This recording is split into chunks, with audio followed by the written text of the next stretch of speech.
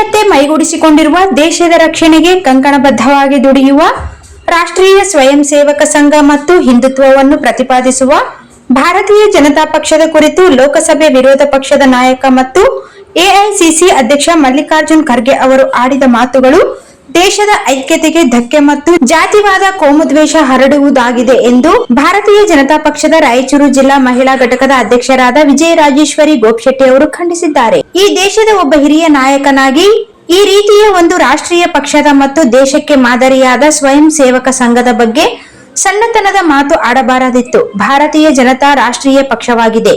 ಜನ ಈ ಪಕ್ಷಕ್ಕೆ ದೇಶದಲ್ಲಿ ಸತತವಾಗಿ ಬೆಂಬಲಿಸುತ್ತಾ ಬಂದಿದ್ದಾರೆ.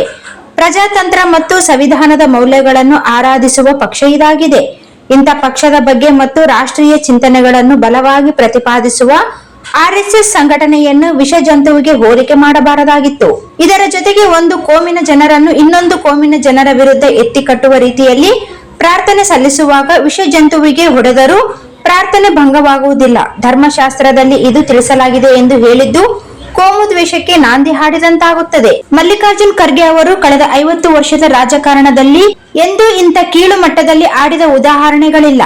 ಈ ದಿನ ಅವರು ಮಾನಸಿಕ ಸಮತೋಲನ ಕಳೆದುಕೊಂಡು ಈ ರೀತಿ ಮಾತನಾಡಿದ್ದಾರೆ ಎಂದು ಅನಿಸುತ್ತದೆ. ಅವರು ತಾಳ್ಮೆ ಕಳೆದುಕೊಂಡು ಮಾತನಾಡಿದ್ದು ಸರಿಯಲ್ಲ. ಅವರ ನಡೆ ನುಡಿ ವರ್ತನೆ ದೇಶದ ಜನ ಅನುಸರಿಸುತ್ತಾರೆ. ಅವರು ಸುಸಂಸ್ಕೃತರು. ಇಂಥ ಪದ ಬಳಸಿದ್ದು ಅವರಿಗೆ ಶೋಭೆ ತರುವುದಿಲ್ಲ ಎಂದು ವಿಜಯರಾಜೇಶ್ವರಿ ಗೋಪಶೆಟ್ಟಿ ತಿಳಿಸಿದ್ದಾರೆ.